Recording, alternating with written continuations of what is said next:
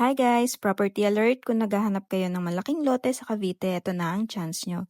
Located sa Caribe at the Islands Park Subdivision, Dasmariñas, Cavite. We have a bank foreclosed lot only for bidding.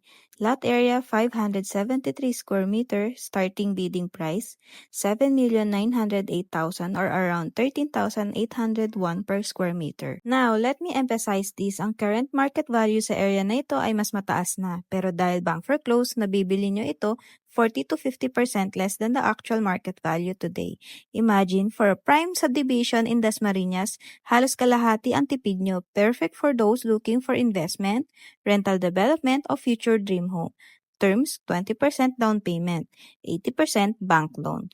As is where is. Note lang, bank fees and transfer of title not included. Don't wait too long, bidding means pwedeng mawala agad ang property na ito. Message us now for free assistance and let's secure this lot for you. This is Jean Carmi Puig. Thank you for watching and see you on my next video. Bye!